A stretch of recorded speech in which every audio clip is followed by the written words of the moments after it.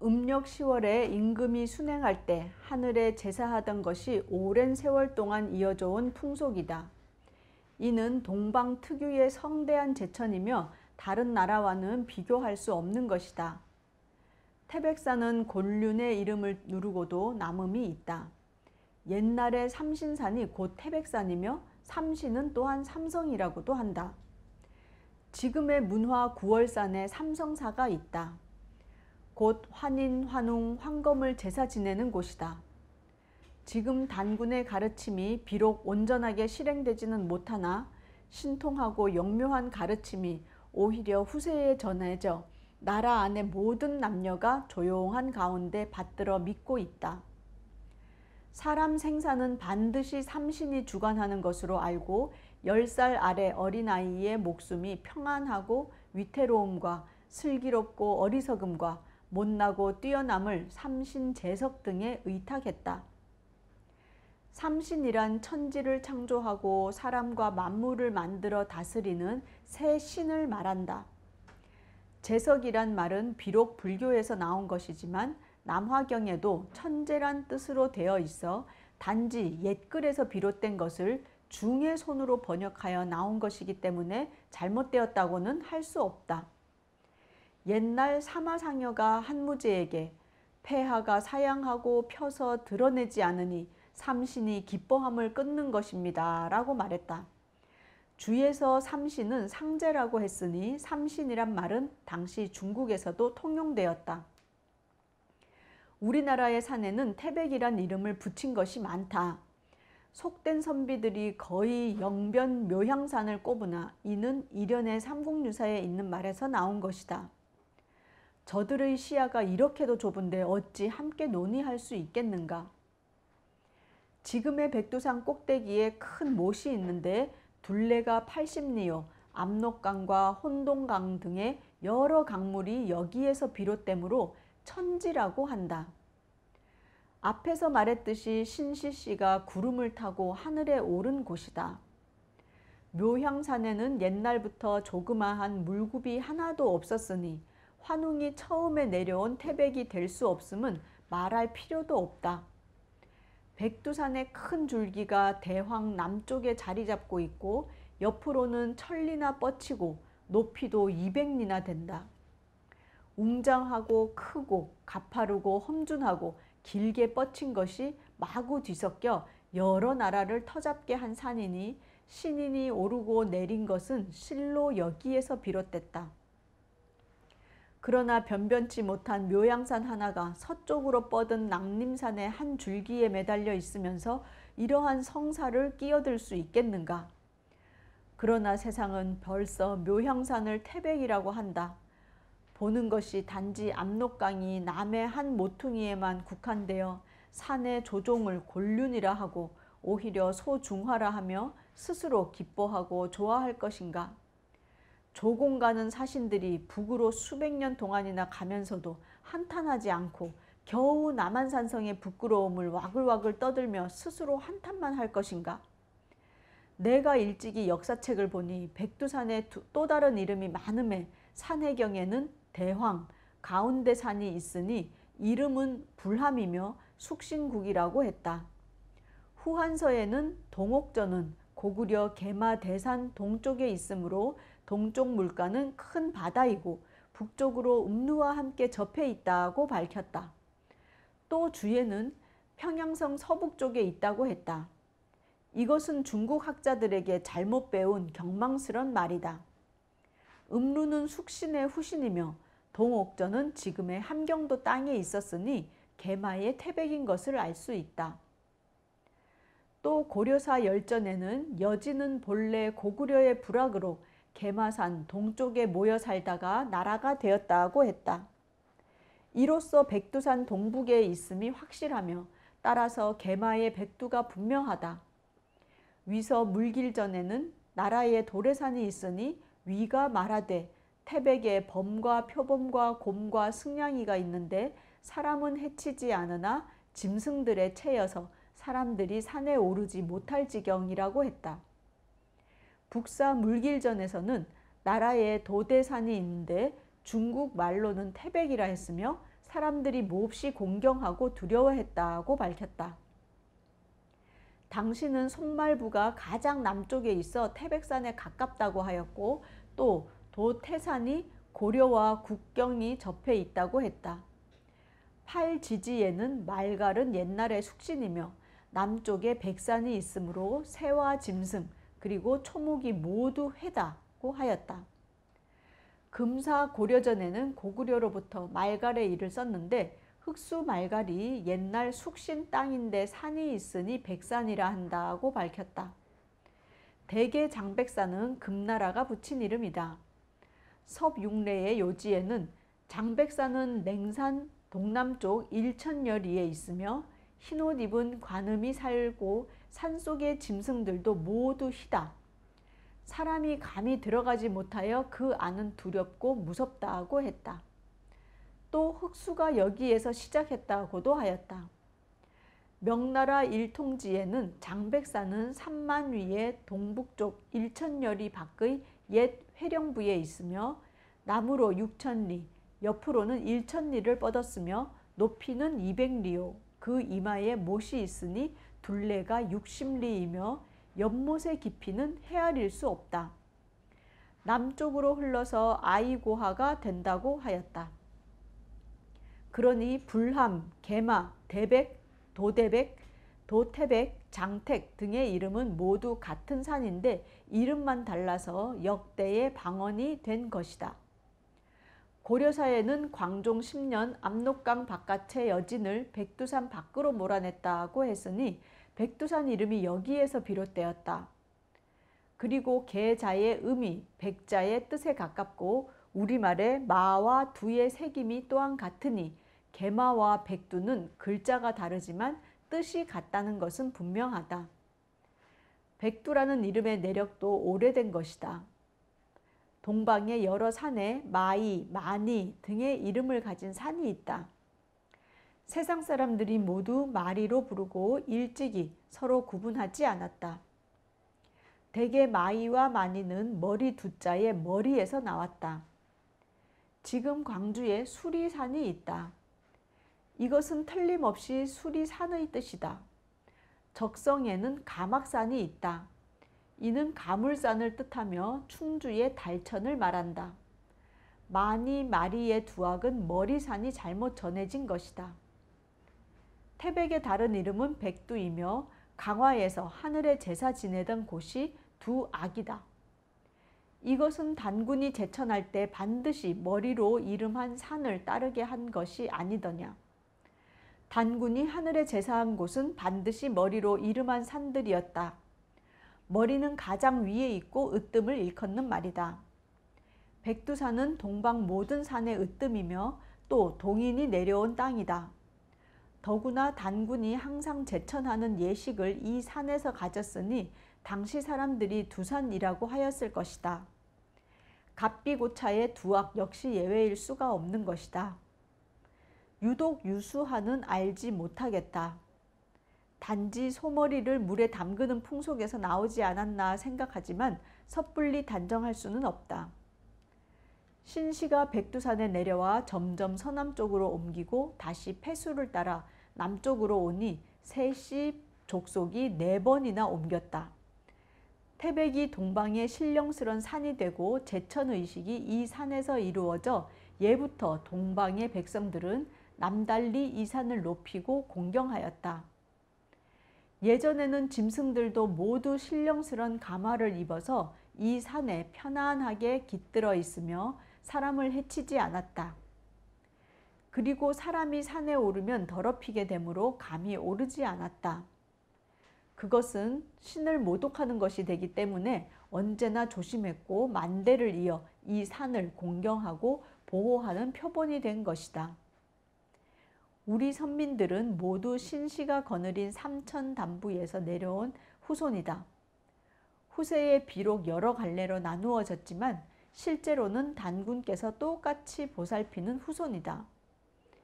인, 웅, 검, 삼신이 비로소 나라를 세운 공덕을 늘 전해 외고 잊지 않으니 옛 백성들이 이 신령한 산을 삼신산이라고 한 것은 당연하다. 신시가 내려온 이후 세월이 지남에 따라 신령스런 깨우침이 깊어지니 나라를 세우고 세상을 다스리는 근본이 사람과 나라와 함께 크게 달랐다. 그러나 그 신령한 풍속과 거룩한 생활은 중국에까지 전파되었고 그곳에서도 신령한 깨우침을 사모하여 삼신을 받드는 사람까지 생겨나 동북에는 신명지사라는 것도 있었다. 하지만 점점 허무맹랑한 데 빠지는 폐단이 생기고 이상한 소문이 그치지 않아 연제 바다 위에 신선의 술법을 닦는 상한 사람이 나왔다고도 했다. 이 땅은 우리나라와 인접해 있고 백성과 산물의 교류가 활발했는데 바다 위에 있다는 신선의 소문을 듣고 이상하다고 놀라며 또 억지로 보태고 과장해서 삼신산이라고 했다. 이들이 복내 방장 영주로 발해에 있다고 하였다.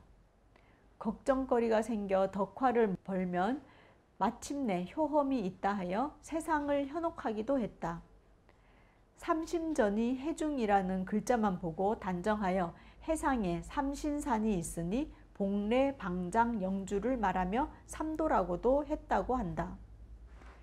이리하여 해상 유고 등 황당무계한 말들이 한가한 사람들의 글에서도 나왔는데 우리나라 선비들은 제대로 알지 못하면서 덩달아 금강산은 복내, 지리산은 방장, 한라산은 영주라 했으니 이것은 중국 학자들이 뱉은 침을 다시 삼키는 것과 다를 바 없다.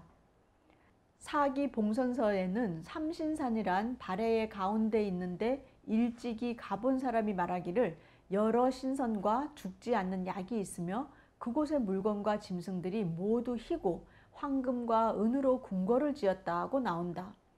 또 성가의 책들에는 삼신산에 넋이 되살아나는 불로초가 있으니 이름을 진단이라 한다고 했다. 백두산에는 예로부터 흰 사슴, 흰 매가 있다니 괄지지의 말대로 남쪽 백산에 있는 새나 짐승, 풀과 나무가 모두 희다는 것은 신선의 술법을 닦는 이들이 한 말이라 하겠다. 백두산 일대에 가끔 산삼이 나서 세상 사람들이 불로초라 했다. 산에 사는 사람들이 이를 캐려 할 때는 반드시 목욕 재개하고 산에 제사를 지낸 후 비로소 캤다고 한다. 넋이 돌아오고 늙지 않는다는 말은 여기서 비롯된 것이 아닌가 생각한다. 옛날 오사제가 북쪽을 순행하다가 신령한 풀을 얻었는데 이것이 더욱 실제의 증거가 된 셈이다. 백두산에는 예로부터 자단수가 많았다. 이를 단목이라고 한 것이다.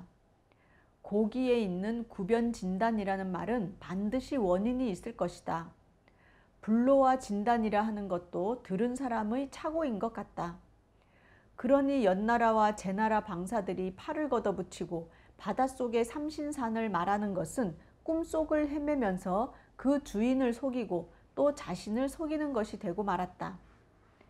지금 우리나라에 삼신산의 불로초를 얻어서 고당에 계신 백발의 어버이에게 바치고 싶다는 글귀가 잠옷 노인들이 젊음을 되찾기를 비는 젊은이들의 글이 되기는 하나 그 근원을 보면 웃음을 참지 못하겠다. 어찌 백두산에 가서 단재령에 참배하고 오래 살 것을 빌지 아니하는가. 중국의 회양은 옛날 진나라 땅이다. 본래 태호의 예터이니 부인들이 제사 지내기를 좋아하여 사물을 쓰기 때문에 무당과 귀신을 숭상하는 풍속이 되었다. 진시에 이런 것이 있다. 둥둥 북치는 소리 언덕 아래 들린다. 한설을 잊으려 백로의 깃을 두도다. 동쪽 문에 흰 느릅나무, 언덕에는 참나무. 자중의 여인네들이 그 밑에서 춤추네. 오래가 이 노래를 듣고 나라에 주장이 없는데 어떻게 그 땅이 오래 가겠는가 하고 또 이는 복희 씨가 전한 술수로 화복을 점치는 방법에서 나온 것이라고 했다. 맹자는 수는 제품에서 났으니 동이 사람이다 라고 말했으며 상서에는 순이 상제와 육종에게 제사 지내며 차례로 산천 제신에게 골고루 제사 지내니 이는 일찍이 순임금 이전에는 없던 일로 동방의 제천 보본하는 예식과 명을 받들어 산악 하천이나 못을 거느리고 다스리던 신이 있는 것에서 유래한 것이라고 밝혔다. 중국은 옛날부터 옹주의 높은 산은 신명이 쉬는 곳으로 믿었기 때문에 상제와 모든 신의 사당이 모두 모여 있다고 했다. 이는 단조께서 태백에 제사 지낸 것과 같은 것이다. 제나라 풍속에 팔신제가 있다. 천주, 지주, 병주, 음주, 양주, 월주, 일주와 사시주다. 하늘은 음을 좋아하기 때문에 제사 지낼 때 높은 산 아래, 작은 산 위에서 지낸다. 이것은 태백에 제천하는 것과 같다. 땅은 양을 귀하게 여겨 제사는 반드시 늪이나 언덕에서 지내며 강화섬 두악에서 제천하던 것과 같다. 병주는 치우씨에게 제사 지냈다. 치우씨는 만대의 굳세고 용감한 군사의 조상으로 안개 피우고 불과 물을 쫓아내 도술의 근본이 된 것이다. 태초 동방에서 전장의 주도적 역할을 하여 바다와 태산 일대에 일찍이 그 족속들이 자리 잡았다. 남후의 백성이 2번 나가서 희대의 좋은 땅에 엄국과 서국 여러 나라를 세웠으니 팔신이라는 말은 이때 생겼다. 한나라 고조가 풍패에서 군사를 일으킨 후에 치우의 제사 지내니 북과 깃발에 상서로운 기운이 감돌았다. 10월에 패상에 이르러 제후와 함께 함양을 평정하고 한나라의 왕이 되니 이로부터 10월을 세수로 하였다고 한다. 이것이 비록 진왕의 정치적 명령에 따른 것이기는 하지만 치우씨를 공경하는 것에서도 유래한 것이다. 4년 후에 천하가 안정되어 축관에게 치우씨의 사당을 장안에 짓게 했다. 치우씨를 공경하는 마음이 이같이 지극했다. 진서 천문지에 치우의 깃발을 닮은 해성 꼬리에 구부러진 방향으로 가보면 적병이 반드시 있었다고 했는데 이는 치우씨가 별 중에서도 윗자리 별이 된 것이라 하겠다. 통지의 씨종략에 치씨는 치우의 후손이라고 했다. 이것은 치우씨의 후손들이 중국 땅에 살고 있는 것을 말한다. 치우씨의 영웅다운 풍모가 그 지방에 전파되어 큰 영향을 주었다는 것을 말하는 것이다. 지금 세상에서는 치우씨에 대해 자세히 묻는 사람이 없고 또 국사책이 흩어져 없어진 것도 원인이지만 후대의 학자들이 소홀했다는 질책은 면하기 어려울 것이다. 제나라 연나라 선비들은 신비스러운 말에 쏠려 거기에 빠지는 것이 대부분인데 제나라 위선과 연소 때부터 사신을 보내서 삼신산을 찾게 하였고 지난 때의 송무기, 정백, 교극, 상선, 문자고의 무리들도 모두 연나라 사람들이다. 문성과 오리, 공손경, 신공은 모두 제나라 사람들이다. 옛날 태공이 제나라를 다스리고 도수를 닦았는데 후세에 경수를 좋아하는 이들이 많았다. 이것이 바로 태공이 풍속을 유익하게 한 것이다. 그러니 연나라와 제나라의 선비들이 어찌 이상한 말들을 좋아하지 않았겠는가. 내가 어릴 때 머리 빗기를 싫어했다. 하루는 늙은 종이 머리를 빗지 않는 사람은 이가 머리에 구멍을 뚫고 뇌로 들어간다고 하여 몹시 두려워했다. 어떻게 그런 일이 있을 수 있는가 물었더니 동쪽 산골 마을에 아이가 그렇다고 하여 나중에 산골에 가 보았더니 헛소리였다. 언젠가는 손님이 와서 나무 중에 가장 큰 것은 직경이 수간을 넘는다고 해서 어떻게 그렇게 큰 나무가 있을 수 있겠습니까? 하고 물었다. 그랬더니 영동 지방에 이런 나무가 많으며 베어 눕혀진 한 나무에 지나가던 나그네 10여 명이 잤다고 대답했다.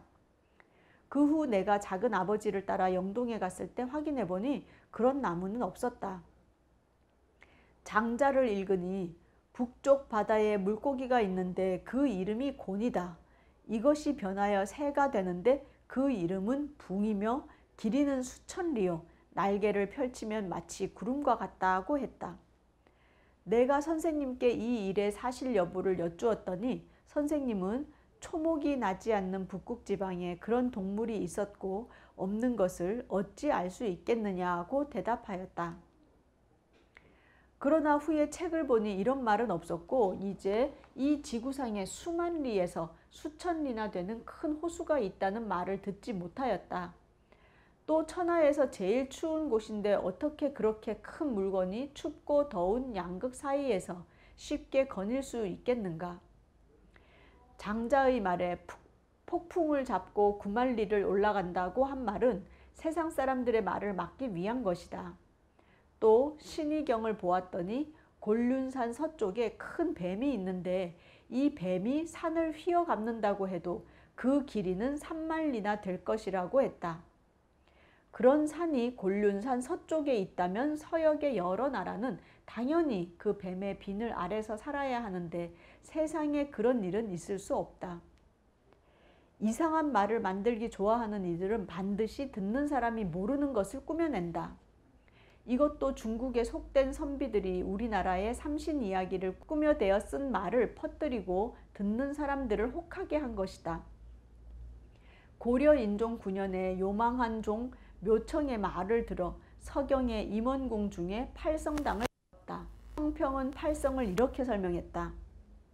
첫째는 나라를 지키는 백두, 대백선인으로 큰 지혜와 덕이 있어 주신을 돕고 큰 세상을 만드니 곧 환웅천왕이요.